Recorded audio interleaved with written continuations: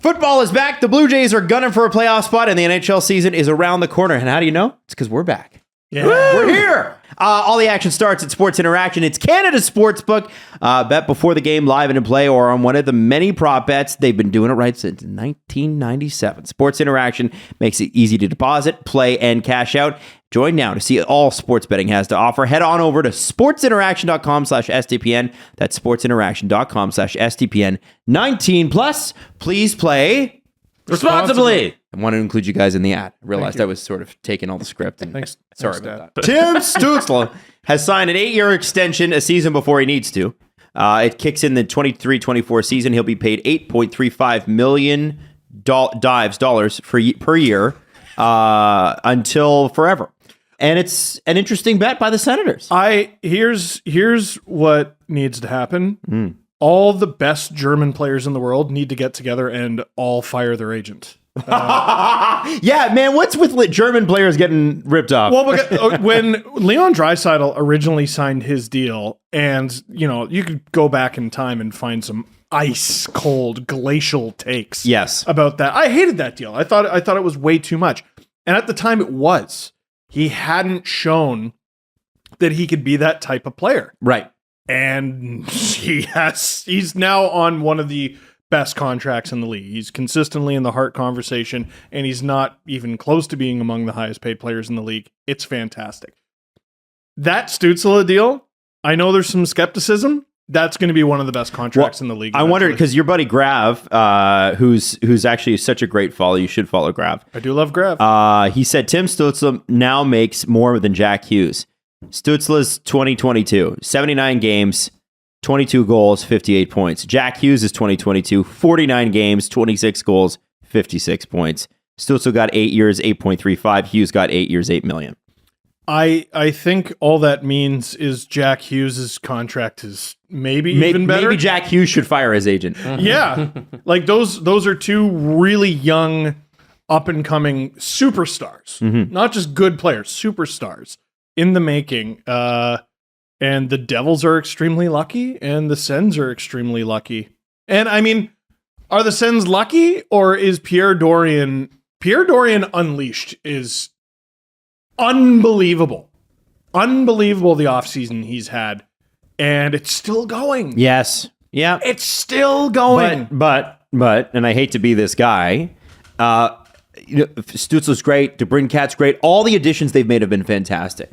They need to win and when we do our when we do our preseason show where we cover every team, the thing that everybody seems to not want to talk about, especially Senators fans, is what happens after the forwards are behind the play. Because honestly, their defense and their goaltending there's a big old question mark. I like Forsberg in net. Yeah, Anton Forsberg is going to be really good. Okay, and what about the other 35 games? Yeah, Cam Talby? I forgot Cam Talby. I forgot about that. That's a competent backup. Yeah. Why? Okay, that's a competent. He arguably had worse numbers than Matt Murray last year. Cam Talbot? No. What are you talking I'm pretty about? sure. I think you're thinking of the wrong guy. Am I? Yeah. No way. No. No way. Cam Talbot? Yeah. Yeah. Do you saw? Okay. What do you Fair have? enough. I'm wrong. Yeah. Okay. Good. He had a good year. There must be someone else you're thinking. I must be. Yeah, I can't think of who I'm thinking of now. It's okay. Mike that Smith? happens. Other old No, goalie? it couldn't have been Mike Smith. I don't know, but Mike Smith had a good year. Yeah. I don't have any problems must with be. Ottawa's goaltending. No. Okay. Their defense is... Okay. Listen. But even the Brandstrom deal is one that could end up being pretty good. $900,000. Yeah, for a guy who, hasn't found it. DJ But if he does... They've said that the rumor's been floating around that DJ Smith just doesn't like him. Doesn't like the way he plays. But like his play style, not like him, the human being. Right. But he's making... It's like, it'd be like do you think that Sheldon Keefe likes Rasmus Sandin? I do. You do? As a person? As a person, sure. Yeah. Do you think that he likes the way he plays? I The do. way the Leafs have Yeah. handled Rasmus Sandin, I think you're absolutely wrong on that. I just think- I don't think that Sheldon Keefe likes the way Rasmus Sandin Is he better than plays. Riley? No. Is he better than Muzzin? No. Is Well, I would argue that he might be eventually very soon if Muzzin keeps getting injured. Listen, we don't need to make this about the Leafs. Yeah. I know what you're saying. Yes, we do. I know. I think the Sens have done a lot of really good things, and this is just the latest among them. I don't know where my brain was going on the Cam Talbot stuff. Sorry, guys. It's a fair point that Artem Zub isn't your best fourth defenseman. That's your second pairing defenseman. It's not the best idea. Sometimes a GM has a really good offseason, but there's one thing missing to make it perfect. If Pierre Dorian finds a way, and there have been rumors that he's been trying real hard, if he finds a way to dump Nikita Zaitsev, ooh, perfect. But you need to bring somebody else in. Yeah, the rumor isn't he got like 1 year? He's got 1 year left, Zaitsev, right? No, he's got two. He's got two. 4.5 this year. 4.5.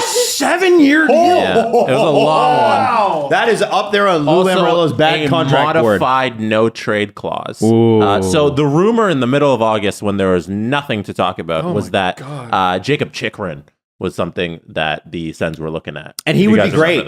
What a fit! That there's your power. Well, him and Shabbat. Power play quarterbacks, great puck movers. That's what the Sens need. Yeah. But get the puck back to the forwards. There's no reason for anybody to help out Ottawa here and take any of this money. You'd have to be giving a lot. They're not capped, Chikrin. are they? Do the Ottawa? No, but to acquire that player. Do the Sens have draft picks? They do. Okay, cool. Then Arizona's interested. There you go. You send your first and second and Zaitsev, and the cost is astronomical. You have to protect the first. You didn't make the playoffs last year. Like, I know they're way better, but you didn't make the playoffs last year. You have to protect. I know everybody wants to give Pierre his due on this offseason, and he deserves it. But I count that hammock deal as a part of like what the Sens were going to do this offseason, and I still don't get it. Oh man, I forgot about that deal. Like nobody wanted him, and he paid a fortune for him. And apparently, and it was like widely reported. Like when it makes it into The Athletic, you're like, okay, so this is considered widely reported that the Canucks front office were like doing cartwheels. They were so excited. Oh yeah, no, it's ask and you shall receive. Sometimes, like, hey, like this the reason they could sign JT Miller is because they were able to do that Hamonic deal. Yeah, man. And like eventually get Horvat done. 100%. This is why I always ask what do GMs do all day, because what was it that I think it was Doug Armstrong said, like not all the GMs actually speak to each other. Yeah, on Agent Provocateur they said that it's the agents that are often brokering the trades. Right. So someone, I guess, went knocking on all the doors, eventually got to Pierre Maguire's door, and he was like, I love that guy, and then left immediately. Not Pierre Maguire. He was there. Yeah. You think Pierre Maguire was the one that orchestrated the Travis Hamonic deal? I have a hard time believing the other Pierre did based on the offseason. Fair enough. Pierre Maguire was the one in the owner's ear, according to all of the reports that we knew. And once he was gone, not even just reports, just assumptions based on the move. We're like, oh, that's what happened. And once he passed away, that Maguire was gone. I mean, there's a lot happening in Ottawa Senators land. I saw there was some, I mean, it wasn't big news, but like LeBreton Flats news. It's developing, right? There's still, I think they said a year and a half worth of due diligence on that. There's a lot. I was speaking to a local a while back about everything they had to do to get LeBreton Flats even sort of ready to build on. Like there was something, the land was bad. There was like, it was, I want to say it was like a chemical, like the actual dirt. So they would have to probably dig down 6 to 8 feet because of leaching. But if like that happened in our neighborhood, right? We had a glass factory when we grew up, and asbestos wasn't it? No, it was covered. It had asbestos in it, but it was a glass factory. And so they were, because of leaching, when you bought into that neighborhood after all the townhouses went up, you had to sign a waiver saying that if you were exposed to it, or if you had any, I forget what they call asbestosis or something, if you got that you're signing off on that and that you're okay with it. All those townhouses, like those luxury townhouses across the street from our high school. Oh my God. Yeah. They were like, they weren't luxury. They were beautiful, but they weren't like luxury, super high-end townhomes. These are normal townhomes. Wow. But yeah, usually with something like that, you have to get an environmental survey done. Yeah. And it depends on what level. I think there's like 4 of them. Yeah. And then you've got to dig down and it's sometimes 6 to 8 feet, sometimes more. To my understanding, it's LeBreton Flats. It's not a matter of just, all right, put a shovel in the dirt and dig. You said something interesting a couple of minutes ago when you said you got to protect that pick because you didn't make the playoffs last year. Even with the incredible offseason that the Sens have, and I haven't done like my full research for our season preview and like predicting everything that's going to happen this year, but taking a glance at the division, I'm not really sure who the Sens are supplanting in the playoffs. So do they get one of those top 4 positions in the Atlantic? I was actually sort of thinking about this going forward. To me, the Atlantic is ridiculously even.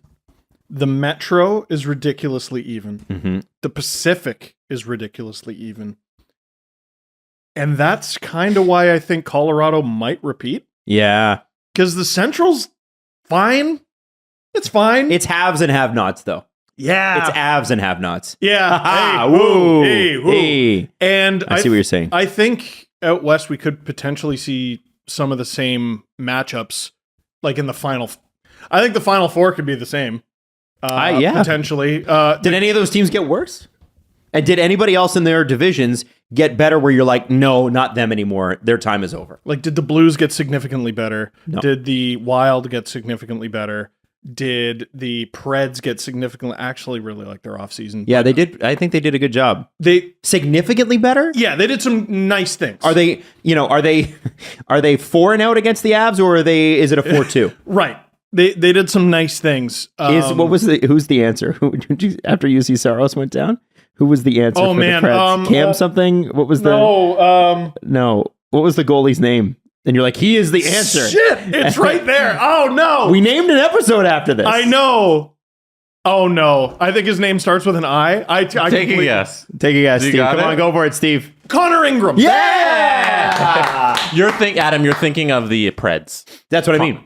I thought you said the Blues when. I meant. Oh, UC. Sorry, I meant the Preds. Yeah, UC Saros is out. It's okay. It's preseason. It's preseason. Yes. We're We're warming up. So anyway, sorry. This began about the Ottawa Senators, and then I went to the Avalanche, which is bringing back some bad memories from 2017. But I